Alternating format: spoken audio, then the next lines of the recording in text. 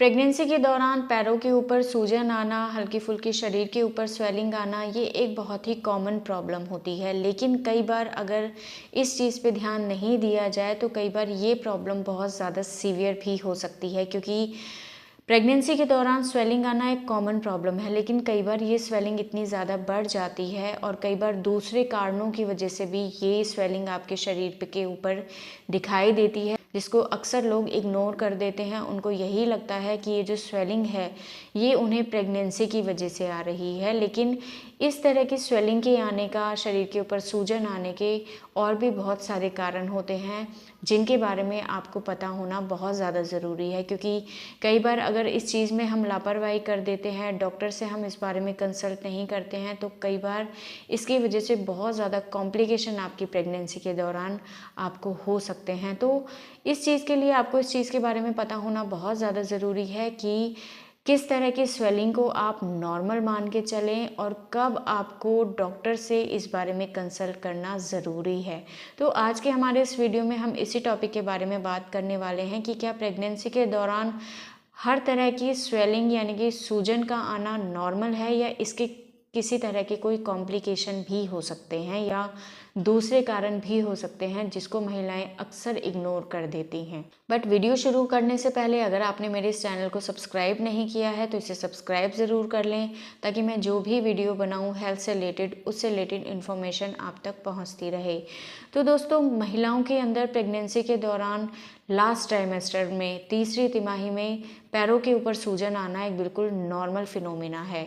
क्योंकि प्रेगनेंसी के दौरान यूट्रस का साइज़ इतना ज़्यादा बढ़ जाता है कि जो पैरों के अंदर नसें जा रही हैं खून की, उनके ऊपर प्रेशर आने लगता है, जिसकी वजह से ब्लड नीचे पैरों में चला तो जाता है लेकिन वापस ऊपर शरीर की तरफ नहीं आ पाता है, क्योंकि नसों के ऊपर प्रेशर रहता है यूट्रस का।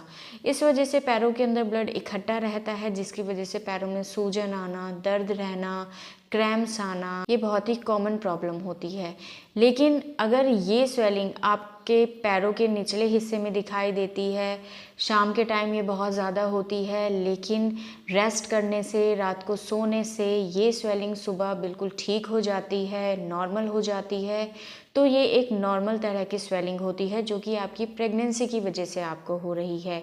लेकिन कुछ दूसरे तरह की भी स्वेलिंग होती है, सूजन होती है, जिनके ऊपर आपको ध्यान देना बहुत ज़्यादा ज़रूरी है।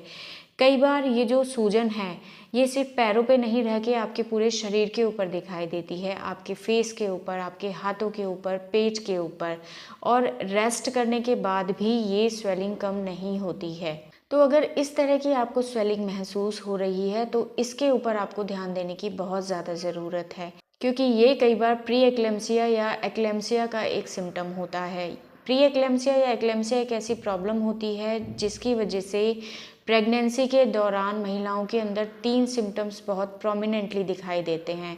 सबसे पहला कि महिला के पूरे शरीर के ऊपर सूजन आ जाती है, जो कि रेस्ट करने से भी ठीक नहीं होती है। दूसरा, उसके यूरिन के अंदर प्रोटीन्स आने लगते हैं, और महिला का जो ब्लड प्रेशर है वो धीरे धीरे बढ़ने लगता है। तो इस चीज़ को ध्यान में रखते हुए अगर आपके शरीर पे कहीं भी स्वेलिंग आती है तो उसके बारे में एक बार डॉक्टर से कंसल्ट करना बहुत ज़्यादा ज़रूरी है, ताकि डॉक्टर आपका यूरिन टेस्ट कर सके, आपका ब्लड प्रेशर मॉनिटर कर सके और इस चीज़ को रूल आउट कर सके कि कहीं आपके शरीर पे जो स्वेलिंग आ रही है, जो सूजन आ रही है, वो कहीं इस प्री एक्लेम्सिया या एक्लेम्सिया जैसी प्रॉब्लम की वजह से तो नहीं आ रही है। क्योंकि अगर ये प्रॉब्लम आपके शरीर में डेवलप हो जाती है तो इसको टाइम रहते कंट्रोल करना बहुत ज़्यादा ज़रूरी होता है, नहीं तो इसका इफ़ेक्ट आपके होने वाले बच्चे पे बहुत सीवियर होता है, और खुद गर्भवती महिलाओं के लिए भी ये कंडीशन बहुत ज़्यादा सीवियर हो सकती है। तो इन चीज़ों को ध्यान में रखते हुए आपको इस चीज़ का पता होना बहुत ज़्यादा ज़रूरी है कि आपके शरीर पे जो सूजन आ रही है वो नॉर्मल टाइप की है,